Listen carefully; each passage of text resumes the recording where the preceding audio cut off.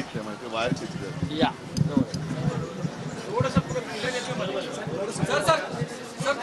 थोडं या बाजूला मध्ये खांब येतो काही थोडं मागे.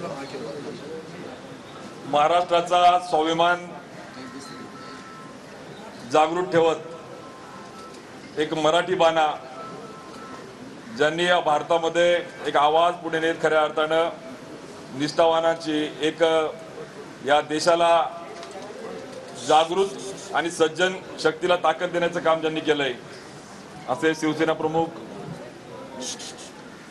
आदरणीय उद्धवजी ठाकरे साहेब, आदरणीय मुलुक मैदान की ज्यांनी अनेकांपुढे आदर्श ठेवला की संघर्षातून एक चांगल्या पद्धतीने प्रेरणा आणि कार्यकर्ते तयार होत आदर्श ठेवला असे आमचे संजयजी राऊत साहेब आणि माझ्यासोबत आलेले पारोळा नगरीचे नगराध्यक्ष करणजी पवार, शिवसेनेचे सर्व उत्तर महाराष्ट्रातले पदाधिकारी, सगळ्यांचा नामोल्लेख करणं गरजेचं आहे पण साहेबांचं मार्गदर्शन ऐकायचं आपल्याला. मी आज अनेक जण प्रश्न विचारतायत साहेब की आपण उमेदवारी मिळाली नाही म्हणून नाराज झालात का.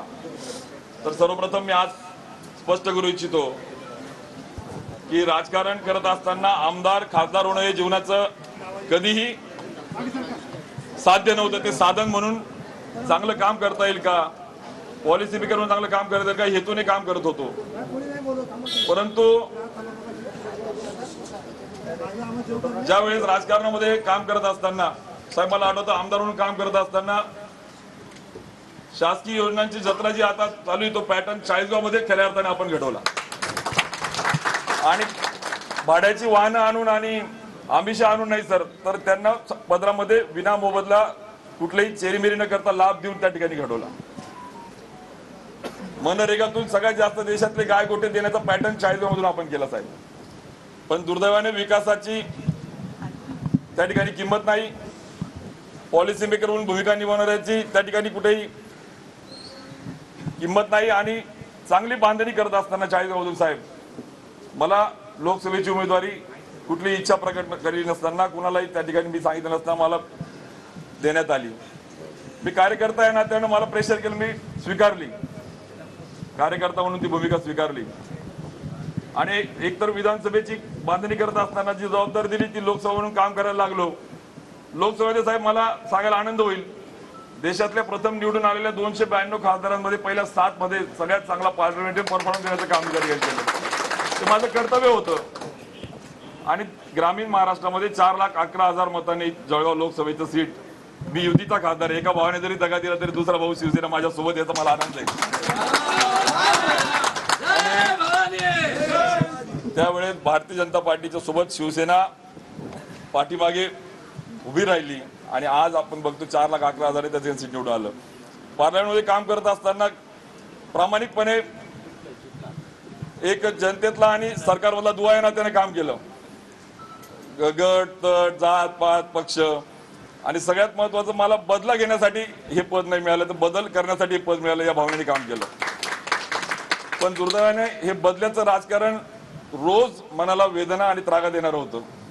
रिव्हेंज पॉलिटिक्स आणि मला आणि तरुणाईला आणि उत्तर महाराष्ट्राला हवंय चेंज पॉलिटिक्स, बदलाचं राजकारण हवंय आणि या कार्यकर्त्याच्या वेदना लक्षामध्ये घेऊन मी आवाज उठवला, योजना पोहोचवल्या. प्रसंगी काही नेत्यांना काहींना वेदना झाल्या की तू संघर्ष या पातळीला नको देऊ. जर शेकडो कोटी रुपये पीक विम्याच्या माझ्या शेतकऱ्याला मिळत असतील तर मी का नको संघर्ष करायला. साहेब मी तिरंगा हातामध्ये घेऊन पक्षाच्या पलीकडे 450 किलोमीटरची गिरणा परिक्रमा जी नदी आहे आमची गिरणा माता आहे ती परिक्रमा केली, माता म्हणून केली आणि गाडीत फिरलो तर कार्यकर्त्यावर विश्वास ठेवत नाही राज्यकर्ता म्हणून पायी केली. 45 डिग्री उन्हामध्ये 450 किलोमीटर पायी फिरलं. मात्र कौतुक नको होतं मला, थाप नको होती मला, पण माझ्या गिरणामाईची ताण भागवता येईल का, मला उत्तर महाराष्ट्राच्या शेतकऱ्याला सिंचनातून क्रांती करता येईल का, तो प्रश्न तर सोडवला नाही पण त्याची खिल्ली एका प्रकारे उडवली गेली. आणि काम करणारा एक कार्यकर्ता म्हणून मी त्या ठिकाणी प्रामाणिक प्रयत्न केला आणि लोकसभेच्या नंतर देखील उमेदवारी खासदार आमदार हे महत्वाचं नाही पण ज्या पद्धतीने अवहेलना करण्यात आली, मला मान नको, मला सन्मान नको, मला पद नको, पण ज्या पद्धतीने अवहेलना कार्यकर्त्याची होते, प्रामाणिक कार्यकर्त्याची जी घुसमट होते, विकासाच्या ऐवजी विनाशाची, बदल्याच्या ऐवजी म्हणजे बदल करण्याच्या ऐवजी बदल्याची जी भावना रुजवली जाते कार्यकर्त्यामध्ये ती मात्र या महाराष्ट्रासाठी अत्यंत घातक आहे. आणि म्हणून आम्ही सगळ्यांनी ठरवलं की आपण या पापाचे वाटेकरू होता कामा नये. आपण या बदल्याच्या भावनेने जे राजकारण रुजवलं जात आहे ते तरुण पिढी पुढे विशेषतः उत्तर महाराष्ट्राला घातक दिशेकडे नेणारे त्याचा आपण वारकरी होता कामा नये. आणि म्हणून जर मान सन्मान नको पण किमान आमचा स्वाभिमान जर त्या ठिकाणी जपला जात असेल तर ठीक, पण तोही जपला जात नसेल, बैठकीला न बोलणं आणि अवमान करणं, चुकीच्या बातम्या देणं, अशा अनेक गोष्टी आज इथे बोलणं उचित नाही. पण मी आज आपल्याला विश्वास देतो आणि मी ठरवलं की हा स्वाभिमान गहाण ठेवण्यापेक्षा स्वाभिमानाने साहेब आपल्या सोबत ज्या पद्धतीने आपण स्वाभिमानाची लढाई लढतायत त्या लढाईमध्ये एक कार्यकर्ता आहे ना त्यांना सहभागी होण्याचं आम्ही सगळ्यांनी ठरवलंय. आणि म्हणून आज मी आपल्याला विश्वास देतो की आपल्या मार्गदर्शनामध्ये शिवसेनेचा जो स्वाभिमानी बाणा आहे, ज्या मशालीची या क्रांतीतून सर्वसामान्य तरुणाईला, उत्तर महाराष्ट्राला, शेतकऱ्याला, युवा शक्तीला ताकद देण्याची गरज आहे, ती ताकद तुमच्या मार्गदर्शनाखाली शिवसेनेच्या विचाराने आम्ही त्या ठिकाणी नेऊ आणि घडू. उत्तर महाराष्ट्रामध्ये शिवसेना रुजू, मशाल क्रांतीचं प्रतीक म्हणून त्या ठिकाणी नेऊ, हा विश्वास, हे वचन आपल्या सगळ्यांच्या समोर आपल्याला देतो.